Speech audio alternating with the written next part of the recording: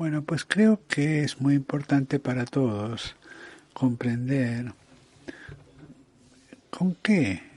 a qué nos enfrentamos y si nos estamos enfrentando realmente a la posibilidad de estar entrando en una tercera guerra mundial. Europa, desde luego, ha tenido ya dos guerras importantes, la Primera Guerra Mundial y la Segunda Guerra Mundial. Ambas trajeron aparejada la destrucción de Europa. ¿La guerra ruso-ucraniana es una guerra local o no lo es?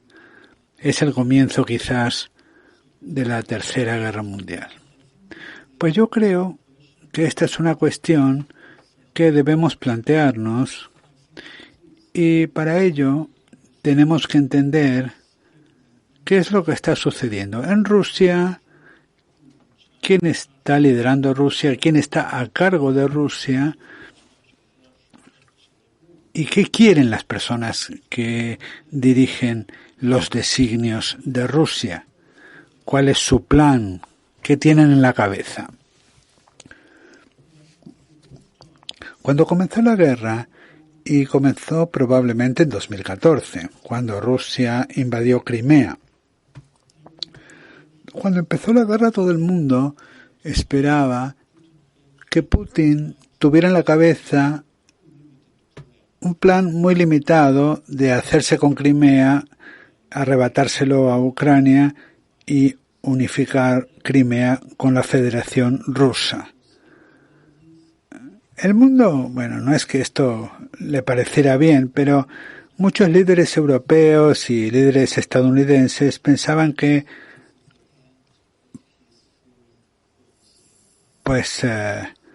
había que darle algo a Putin para calmar sus ambiciones. Y después de esta anexión de Crimea, pues todo se acomodaría.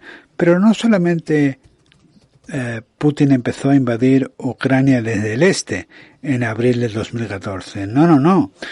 Putin también dio un discurso muy importante en Moscú diciendo que Rusia en ese momento iba a comenzar a redibujar las fronteras europeas que se dibujaron tras el colapso de la Unión Soviética en 1991.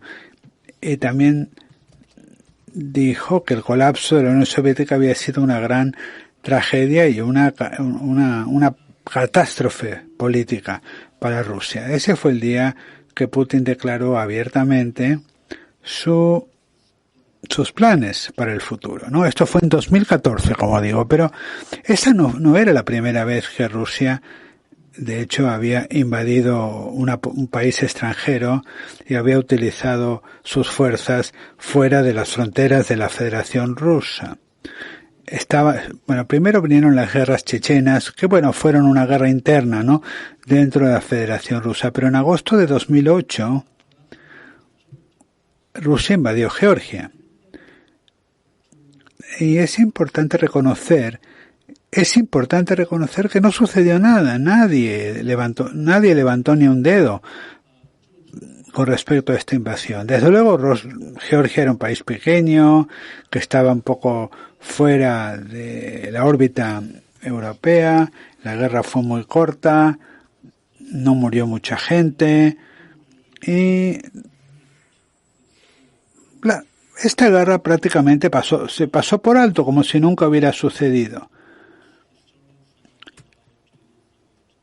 Y bueno, si miramos hacia atrás, en retrospectiva, pues podemos decir que si Europa hubiera reaccionado a esta guerra de la forma en la que reaccionó a la invasión de Ucrania, nada más hubiera sucedido. De hecho, Putin, pues a Rusia nadie le castigó por esta invasión de Georgia. Y luego, ahora lo que estamos en 2014, se dio el segundo paso, digamos, cuando se anexó Crimea. ¿Y quién fue el culpable de esta invasión? ¿Y a quién podemos culpar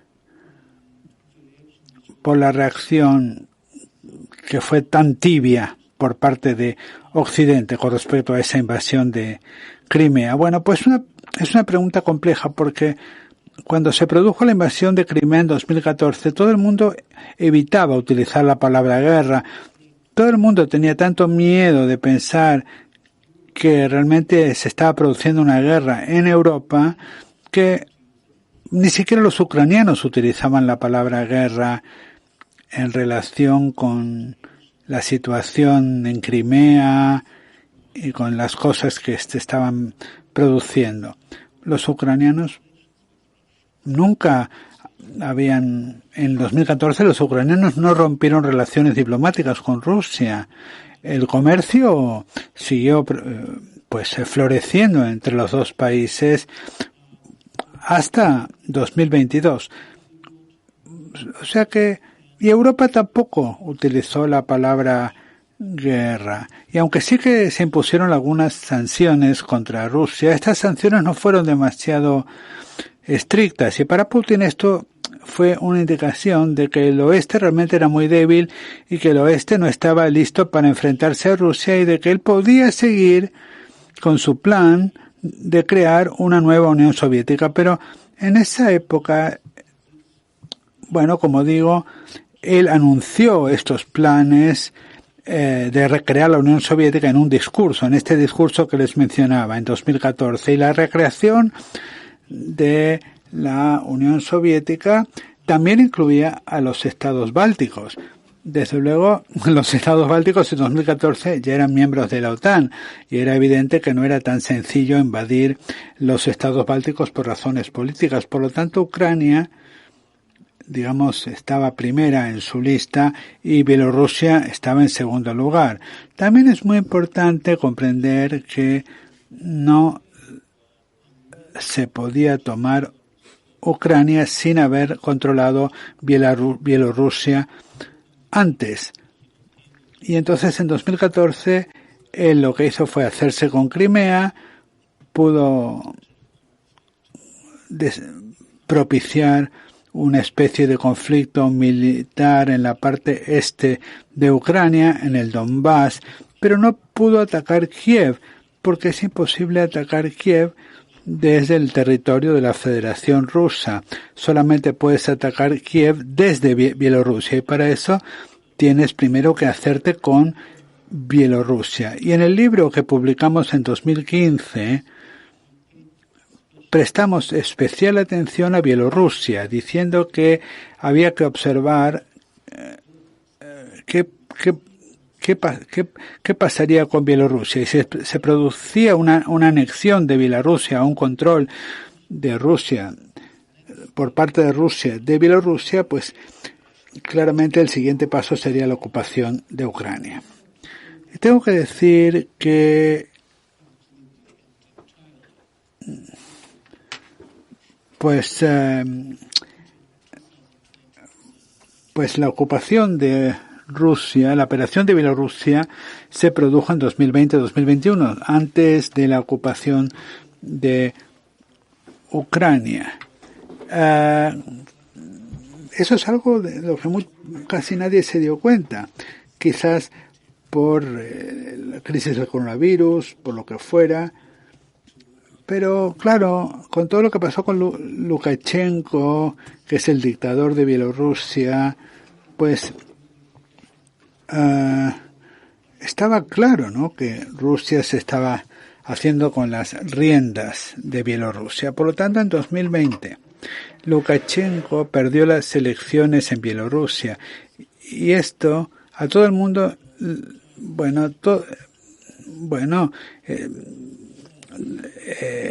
esto desencadenó unas grandes protestas que fueron suprimidas por Lukashenko con la ayuda de las fuerzas rusas que se enviaron a Bielorrusia.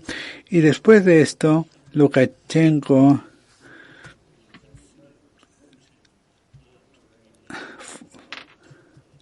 a partir de entonces se convirtió en una especie de dictador títere de Rusia.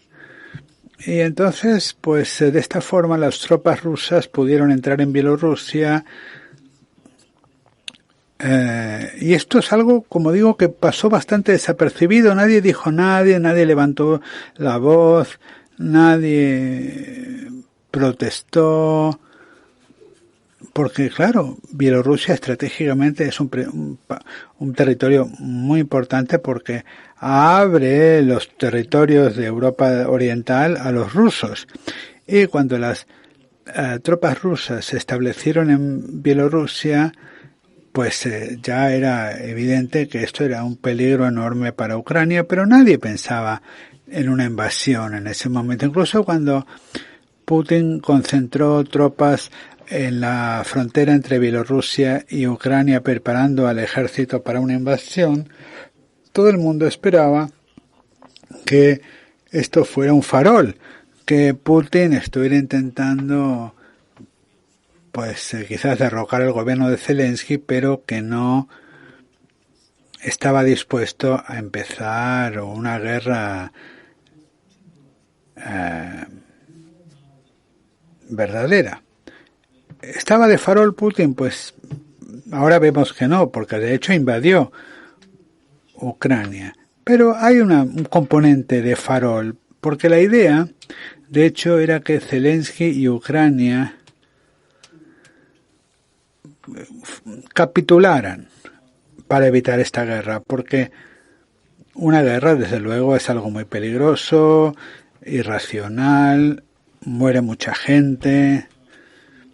Y para los países europeos, para un país europeo como Ucrania, que es mucho más débil que la Federación Rusa, participar en una guerra contra Rusia es una decisión muy dramática. Y entonces sabemos que justo antes de que empezara la guerra, la última noche de paz, digamos, el presidente Lukashenko de Bielorrusia, en nombre de Putin, llamó a Vladimir Zelensky y le ofreció capitular y pues entregar Ucrania a la Federación Rusa para que no hubiera guerra, ¿no? Y Zelensky se negó.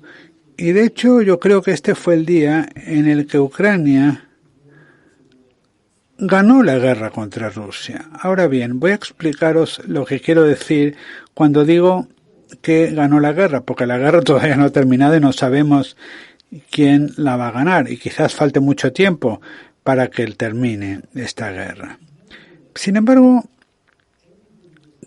todo el mundo en ese momento, la noche antes, ¿no?, de que empezara la guerra, todo el mundo esperaba, no solamente Putin, sino los políticos y los líderes militares del mundo, pensaban que Ucrania pues iba a ser un paseo para los rusos. En una semana o como mucho en un mes los rusos se iban a apoderar de Kiev y que iban a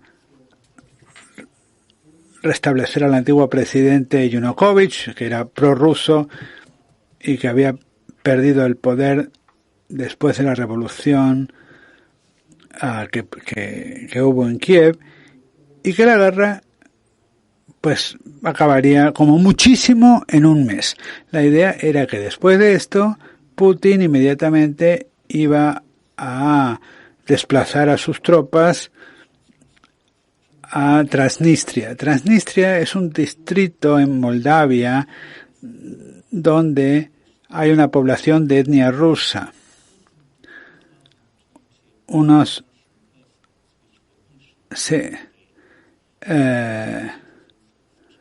Son ciudadanos, como digo, de una región de Moldavia.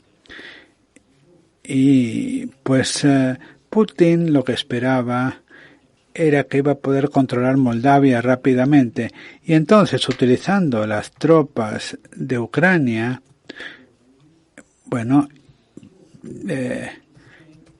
pues iba a poder atacar a través de Bielorrusia a los estados bálticos.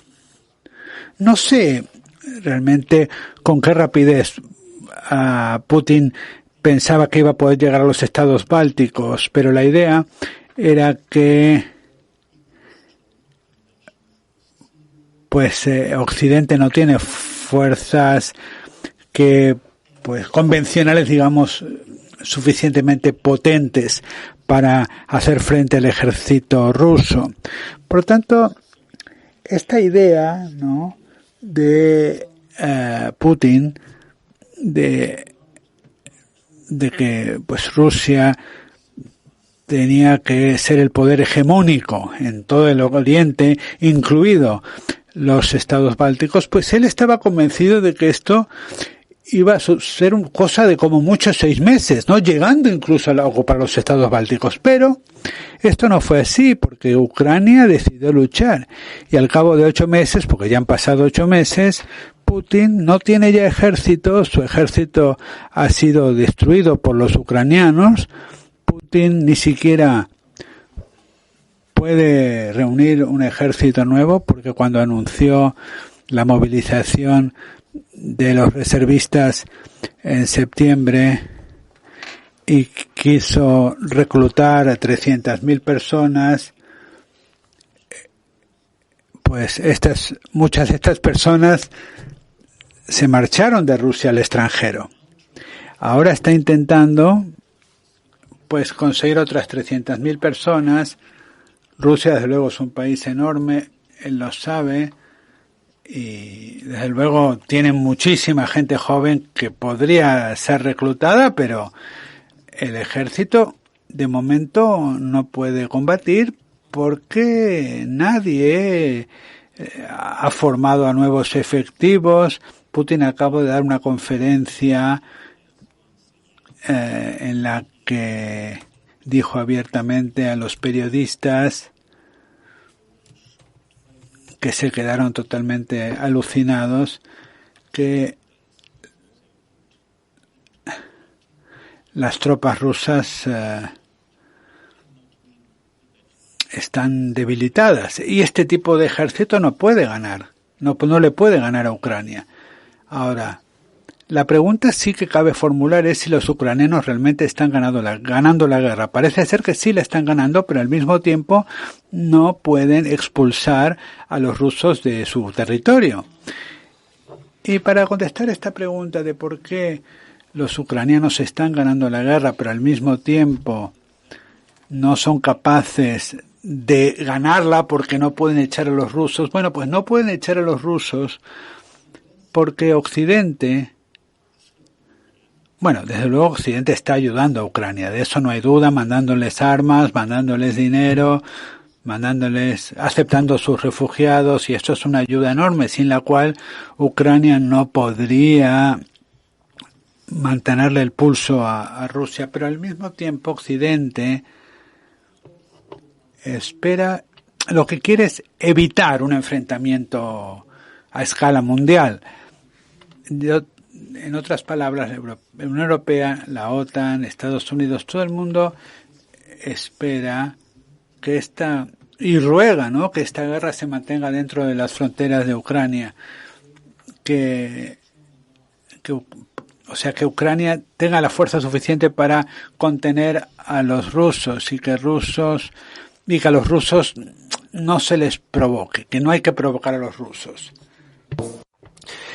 Y esta es una posición perfectamente comprensible, porque la diferencia entre la Segunda Guerra Mundial y esta guerra a la que nos estamos enfrentando ahora es la capacidad de la Federación Rusa de utilizar armas nucleares. Si se da esta situación, si la presión aumenta lo suficiente contra Rusia o contra Putin, o si el ejército ruso pueda colapsar, o si Rusia esté a punto de perder la guerra, pueden elegir la opción nuclear. Es una pregunta complicada y ahora mismo seguramente sea la pregunta más importante, porque de no ser por las armas nucleares, no nos preocuparía esta guerra tanto.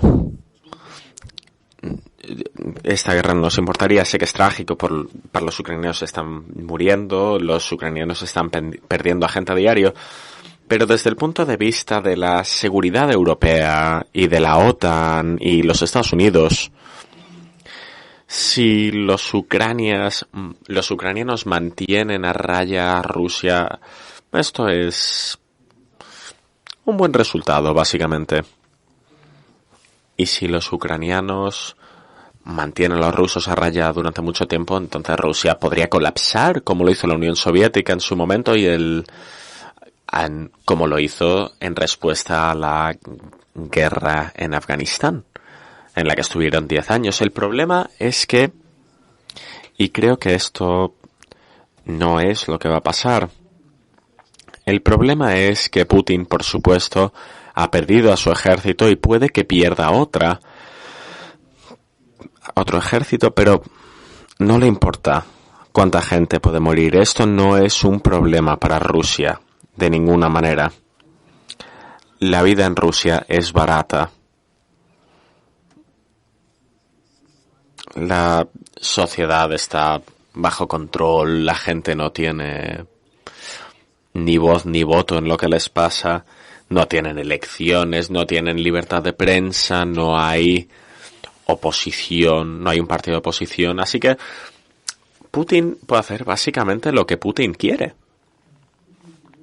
Y está preparado a mandar cada vez más y más gente a la batalla, a una batalla que no puede ganar con armas convencionales, porque lo que él tiene en mente es que en el hecho de que Rusia tenga acceso a armas nucleares, está extorsionando a Occidente con que puede que las use tarde o temprano, a no ser que se ceda Ucrania a Rusia. Así que eso es a lo que nos enfrentamos ahora. Putin está extorsionando a Occidente con esta capacidad nuclear y piensa que Occidente dejaría de apoyar a Ucrania y que Ucrania no podría seguir en esta lucha contra la Federación Rusa. La pregunta a responder es ¿qué hacer? ¿Seguimos defendiendo Ucrania a toda costa o dejamos de ayudar a Ucrania y básicamente dejamos que Putin haga lo que quiera con la esperanza de que esto cierre el conflicto? Y creo que para responder a esta pregunta, primero tenemos que entender quién es Putin de verdad y quién está a cargo del país de verdad. Y sabemos que en 2014, tanto como en 2022, la decisión de invadir la llevaron a cabo 5 personas. Una era Putin, por supuesto, el presidente. La segunda persona era Nikolai Patrushev, que es el exdirector del FSB y ahora está a cargo del Consejo de Seguridad de la Federación Rusa. La tercera persona era Bornikov, el actual director del Servicio Federal de Seguridad de la Federación Rusa, y es Shoigu, y la quinta persona era el general del ejército ruso. Y estas 5 personas que tomaron esta decisión, 3 de ellas eran del Servicio Federal de Seguridad de la Federación Rusa. Esta no fue una decisión que tomase el gobierno ruso, esto no fue una decisión que tomó el Parlamento ruso, esto no fue una decisión que tomó, desde luego, por cualquier otro cuerpo de la Federación de Rusia. Esto fue fundamentalmente una decisión militar y del Servicio Federal de Seguridad. El problema con esto es quién tiene poder en Rusia. Esto no es Putin como dictador, porque si Putin fuera dictador, entonces podríamos derrocar al dictador, o puede que le pasara algo, o que mañana se muera, o que mañana alguien le matase y el conflicto desaparecería. Desafortunadamente, este no es el caso. En Rusia estamos lidiando con el FSB como un servicio. Y bueno, esta es la primera vez en la historia del mundo en la que la seguridad estatal, el Servicio Federal de Seguridad, está a cargo del país. Normalmente hablamos de que un monarca o un tirano o un dictador o un partido político esté a cargo del país. Pero en el caso de Rusia, hablamos del Servicio de Seguridad Estatal, que es el que se está encargando de llevar el país y que también está a cargo del ejército. Cosa muy importante porque normalmente en muchos otros casos, en muchos otros países, el ejército tiene una suerte de posición independiente con respecto a otras instituciones que están a cargo del país. Y por esta razón tenemos que aceptar el hecho de que el problema no es solo Putin. El problema va mucho más allá, es más complicado, porque tenemos que lidiar con un grupo de personas y de instituciones, y esta institución se creó en diciembre de 1917. Esta es la institución rusa con mayor edad, tiene más de 100 años. Esta es la única institución que ha sobrevivido al colapso de la Unión Soviética. Y ahora están a cargo de Rusia. Y se hicieron con este poder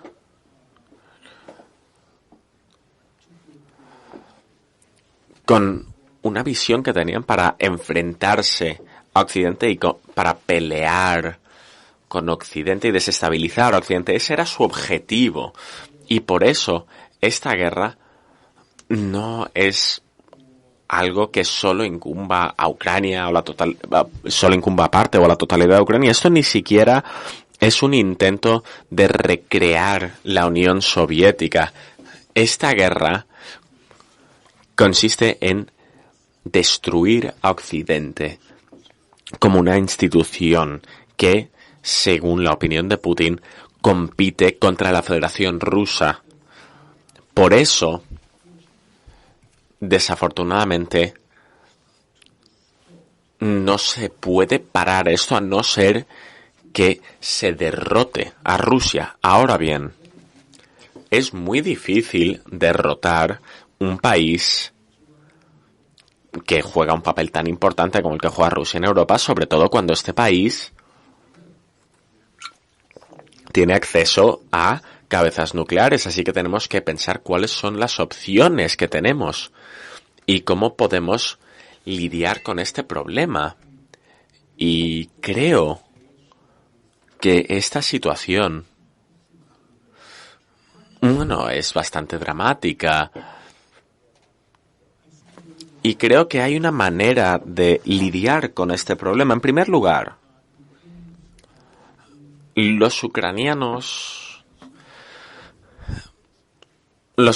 están desenvolviéndose mucho mejor de lo que la gente esperaba. Y ahora Ucrania tiene un ejército con peso en Europa que es capaz de mantenerse en pie contra una agresión rusa. Pero el problema es que están recibiendo ayuda bajo determinadas condiciones. Las condiciones bajo las cuales el ejército ucraniano está recibiendo ayuda que tiene que cumplir son las siguientes. No están recibiendo armas que les permitan avanzar contra el ejército ruso. Armas que les permitan... Solo reciben armas que les permiten parar al ejército ruso, no avanzar contra él. Y no están utilizando las armas que reciben de Occidente para abrir fuego contra sus enemigos en Bielorrusia y en la Federación Rusa. Y si entendemos estas condiciones desde el punto de vista de una estrategia bélica, los ucranianos están en una postura en la que no pueden ganar la guerra, porque no pueden ganar la guerra no puedes ganar una guerra si no te permiten disparar contra el territorio enemigo. Y por supuesto los rusos y los bielorrusos, las tropas rusas están concentradas en Bielorrusia y en la Federación Rusa, que es donde los ucranianos no pueden disparar, al otro lado de la frontera.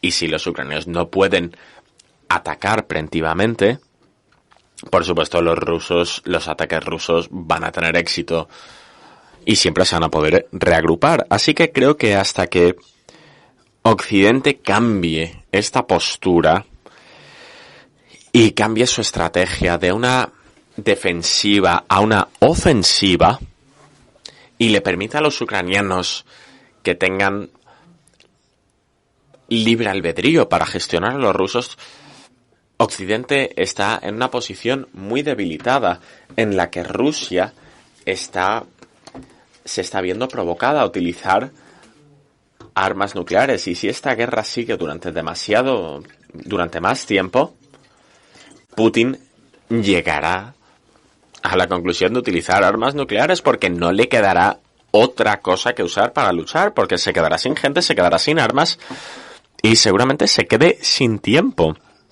Aunque no creo que esta guerra vaya a terminar rápidamente como esperan algunas personas para finales del año, para la primavera del año que viene. Yo no creo que eso sea así.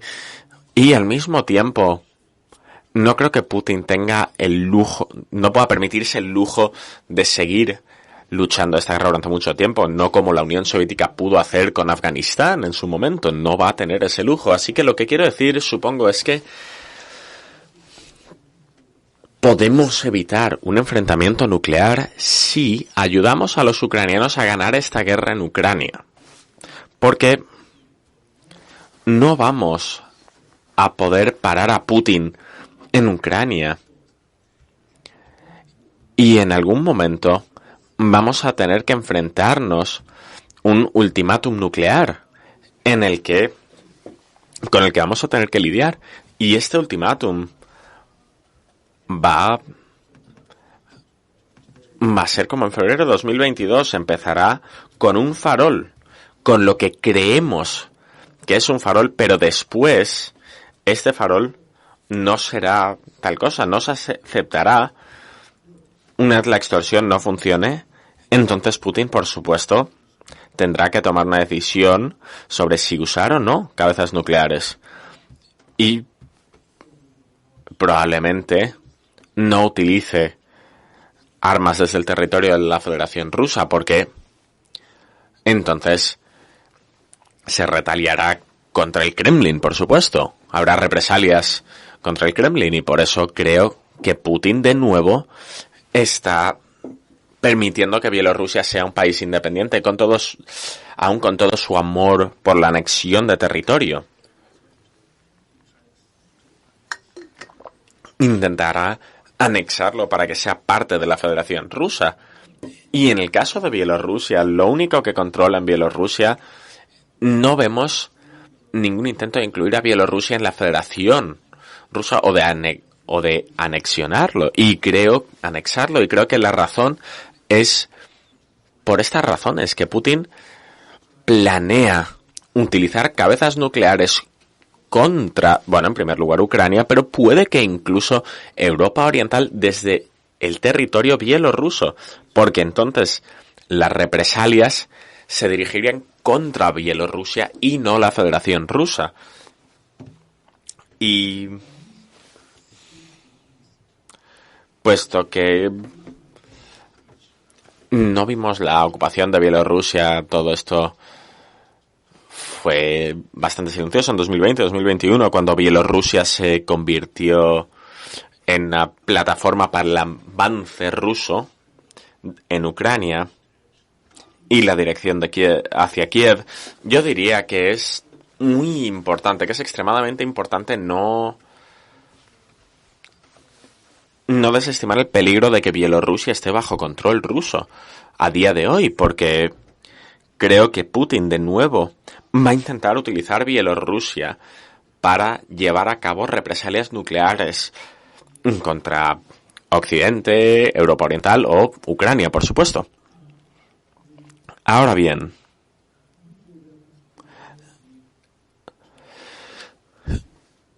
es cierto que las armas nucleares no se pueden transferir de una manera secreta, es imposible en el mundo en el que vivimos, pero tristemente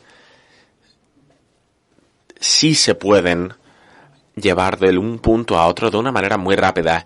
Y si se introdujesen armas nucleares en Bielorrusia, puede que para entonces sea demasiado tarde para tomar represalias, porque, de nuevo, puede que ya no nos quede tiempo en este caso y que Europa se enfrente a un riesgo fundamental de un ataque nuclear desde territorio bielorruso. Y siento decir que la única manera de evitar este riesgo de este enfrentamiento nuclear es gestionar este problema de una manera preventiva. Y es muy difícil, por supuesto, decir que tenemos que gestionar y lidiar con Bielorrusia de una manera preventiva, pero yo creo que es lo que se va a tener que hacer si queremos evitar un enfrentamiento nuclear, porque, de nuevo, no creo que Putin vaya a atacar desde el territorio de la Federación Rusa, porque, de nuevo, esto invitaría a que la gente tome represalias contra Putin y puede que sea una acción suicida por su parte. Y para poder lidiar con Bielorrusia, para poder ayudar a Ucrania, tenemos que permitir que Ucrania pueda gestionar al agresor como bien vea y contra Bielorrusia, y que pueda disparar contra Rusia y contra Bielorrusia. Y para poder lidiar con Rusia es complicado, es una potencia, pero lidiar con Bielorrusia es fácil. El régimen de Lukashenko es bastante débil, no es popular, no es nada popular. El ejército bielorruso, de hecho, ahora hay una unidad bastante grande que está en Ucrania que está luchando contra las fuerzas rusas, así que hay un ejército bielorruso en Ucrania preparado para liberar Bielorrusia. Hay un gobierno en exilio en Bielorrusia que está conformado por muchos oponentes políticos de Lukashenko en prisiones políticas. Así que, por norma general, puede que Putin pierda control de Bielorrusia muy rápidamente con la ayuda del ejército ucraniano. Por supuesto, la respuesta es que en este caso Putin simplemente declararía Bielorrusia como parte de la Federación Rusa y anexaría Bielorrusia. Esto puede pasar y en este caso, por supuesto, Putin perdería la habilidad de atacar a Europa desde territorios bielorrusos independientes. Así que puede que no consiga liberar Bielorrusia y consiga que Bielorrusia salga del control de Lukashenko y que no esté bajo el control de Putin, pero no sé, se evitaría el riesgo de un ataque nuclear desde Bielorrusia, pero que lo que yo creo que es el problema fundamental ahora mismo, después de 8 meses de guerra, es que Putin no tiene un ejército convencional.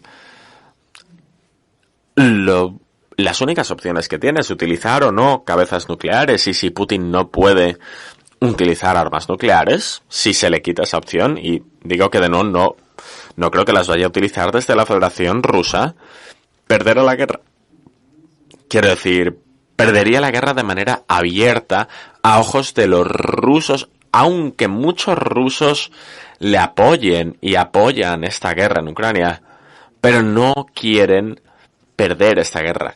Y esta es nuestra única oportunidad de derrotar a Rusia y de parar una guerra que, si no, de otra manera pasaría a la historia como la primera batalla de la Tercera Guerra Mundial, comenzada el 24 de febrero de 2022. Y esto pasará a la tercera, como a los libros de texto como la Tercera Guerra Mundial, que los historiadores escribirán tarde o temprano. Y la pregunta es, ¿cuánto durará esto y cómo se va a desarrollar, y si las armas nucleares se van a usar o no, y cuánto pagaremos por el colapso de la Federación Rusa? Pero el colapso va a tener lugar, simplemente No lo sabemos. Y no sabemos cuál va a ser el colapso. Y hay que saber lo que ha hecho Putin, todo lo que le ha hecho a Rusia. Y esto sería la total y completa destrucción de esto. Y ningún enemigo podría hacerle daño a Rusia tanto daño como ha hecho Putin. Y tarde o temprano creo que los rusos entenderán esto. Y tarde o temprano los rusos seguramente empezarán a crear un país diferente, pero para esto los rusos tienen que aceptar la derrota de este imperio que ya colapsó en el 91 y tendrán que olvidarse de la idea de volver a tener un imperio y de controlar otras naciones y otros países. Así que creo que